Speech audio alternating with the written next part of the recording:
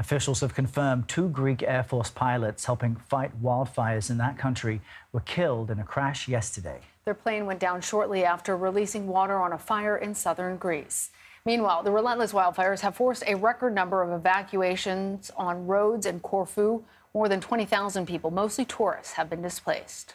Joining us from the island of Rhodes in Greece is Azadeh Moshiri. She's a reporter with our news partners at the BBC. And we should let viewers know that, Azadeh, we were supposed to connect with you at around this time yesterday, but you had to be evacuated. Tell us what that was like for you and your crew and how that unfolded. Well, at the beginning of the day, we always check with the fire service on where the fires are raging and where we should see it. And in general, on the island of Rhodes, it's always on the southern part. They're still very localized, and the whole island isn't affected by these. But we went to the area that they talked about, and they said we're really having difficulty because of the winds there.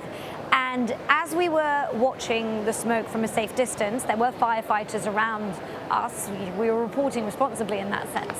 But the winds really started to make this smoke grow, and suddenly the flames started rising, and we suddenly realized very quickly that the flames were much closer to us than we thought they would be. And it took some time.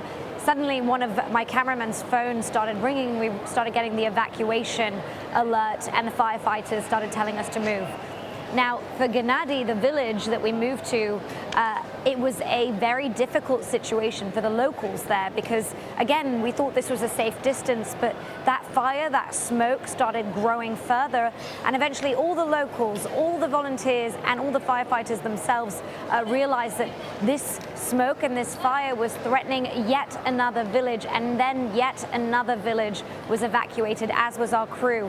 And that's just a common issue right now on the southern part of the island. Villages are still under threat of evacuation. The winds and the temperatures are creating very dangerous conditions. That's what the fire service said to me earlier today, and said there are still very difficult problems and days ahead for these firefighters.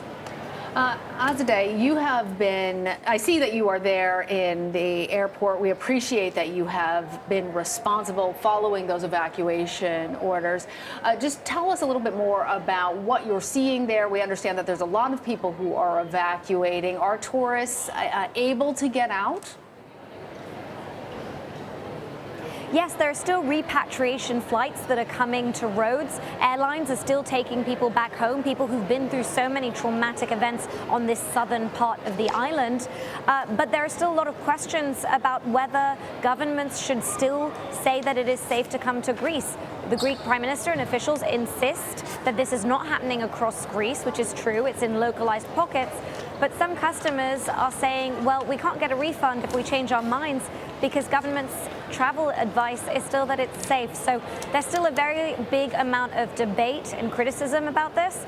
But for many people, they just are thinking about getting home. All right, Azadeh Moshiri, thank you.